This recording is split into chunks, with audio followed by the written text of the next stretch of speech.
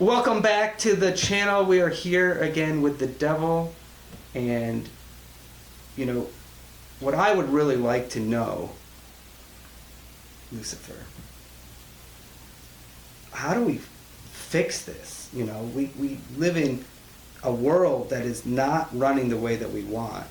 You know, a world controlled by the church state. You know, what message do you have for the people, for the young people, to make some change, to bring something different here? I'm glad you're asking.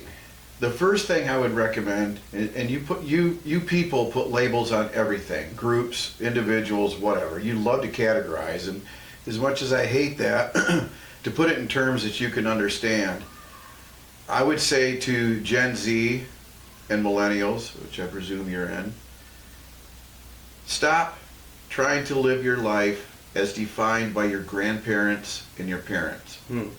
Take a look at the world around you and see if this is your American dream. The American dream was defined for Americans by an individual that really wanted to boost the economy. That's not your dream. Look, young people today fall victim to what I call church and state imposed Peter Pan syndrome. And what that means is that whole story about the innocence in the garden is bullshit. Innocence does not set you up for success. Knowledge and understanding set you up for success. Listen, the church applauds the fact that teen pregnancies are down. The state applauds the fact that teen pregnancies are down. Drug use among teens has dropped. And yet I lament those very things.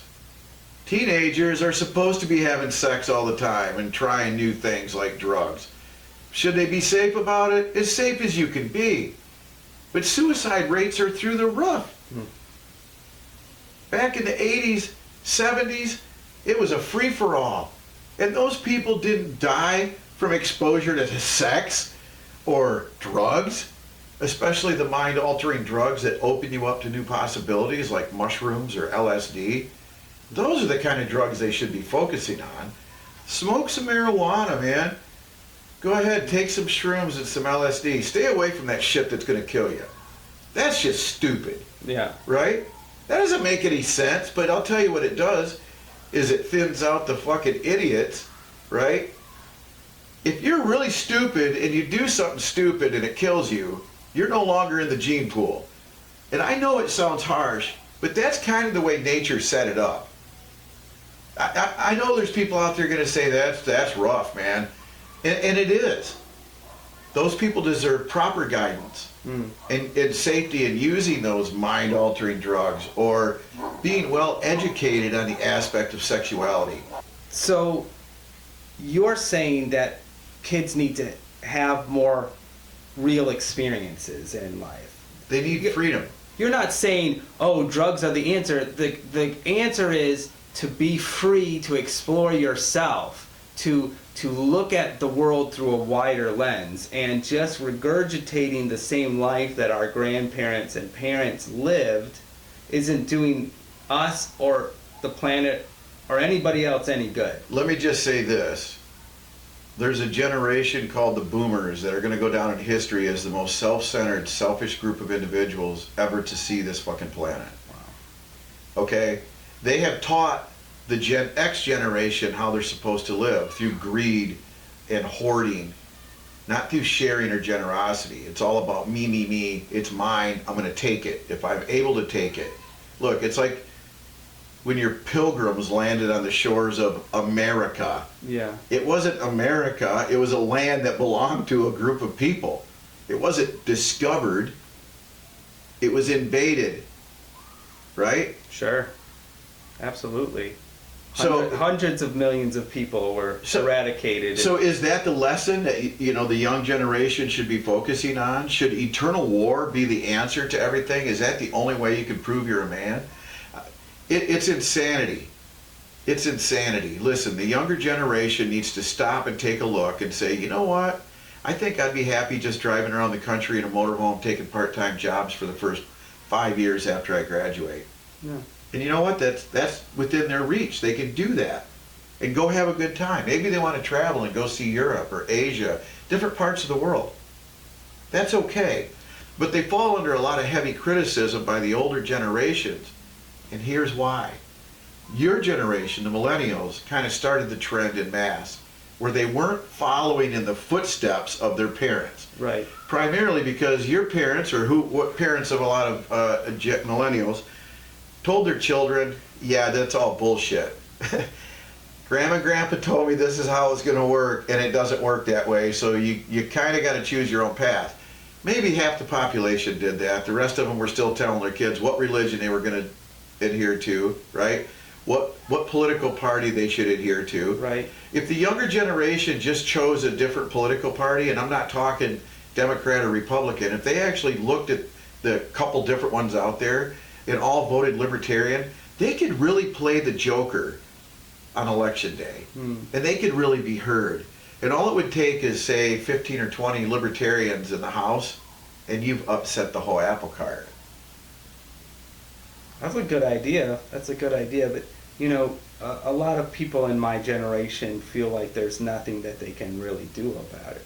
But you just pointed out in 2 minutes some things we can do. I think one of the biggest things we can do is stop judging and condemning each other. We walk around and judge each other and say, well, that's bad and that's good and that's bad and that's good. You know, it goes back to that garden where we're like got this knowledge of good and evil. Well, I thought Christians weren't supposed to rely on this knowledge, and yet that's all that they do. Yeah. But what really boils down to is power. And if I have the power to look at you and condemn you for what you're doing, then that makes me feel more powerful, right? And if I can get you to second guess what you're doing because of my influence, oh, well, I just saved you. Oh, I just rescued you because of my great advice, my great, you know, whatever it is that people tell themselves. It's a horrible way to edify yourself, is to push somebody down. But the hierarchy of control in this country is set up that way on purpose. So the people on the bottom or out on the fringe are the whipping boy, metaphorically speaking, for anybody above them. Yeah. Right? So the lower rungs of the ladder have nowhere to go. They can't climb the ladder, and they don't want to go any lower, even though everybody's pretty much on the same level. Financially, they may not be, but you're all a bunch of damn monkeys, right? Some of you monkeys know how to hide your activity really good, and everybody thinks you're super perfect. Some of you are so wealthy that you can hide behind the veil, right? You're not on the stage of life. You're hiding behind the curtain. It's the masses that have all the other monkeys watching them to see what they're doing that really are the ones that are punished. And they're being punished for being human. Being punished for being human. I thought we were being punished, well, for being sinners. Well, in a secular country, should you have laws based on sin? I don't believe in sin personally. I don't think it exists. What is sin? It's defying the orders of another person. That's really what it comes down to. Well, that's what you're recommending to the young people, is to defy the orders of those above them, to, you know, not follow in their parents' footsteps, to not follow their government, to not follow their religious institutions. Yes, define your own. Define your own path. Define your own belief system. Stop listening to what everybody else is telling you, because they only tell you that because it serves them. It doesn't serve you. So stop listening. The criticism that comes from the older generations to the younger generations is only because the younger generations have their own mindset and their own ideas, which the older generations can also see the validity of. But it's embarrassing to think, I submitted to this bullshit for so long. They can't change course. They can't change course. They've got too much invested. The younger generation has to make their own way, and stop thinking about when we can take control. You can take control as soon as you're old enough to hold office. It's that simple. The system is broke. Don't get me wrong. The political system in America is broke. completely broke. Doesn't work. It's a failure. So maybe your younger generations need to consider revamping the whole system. Yeah. Piece by piece, I would recommend, unless you want a complete collapse. And then you end up with some jackass like Donald Trump running everything. Because it's what happened in Germany, and I see the United States of America repeating that. Wow. Well, that's some great advice. Again, we're promoting Pendragon's book, The Greatest Hoax, if you want to know more about the church-state collusion and the way that they control our lives. Thank you so much for joining us. See you next time.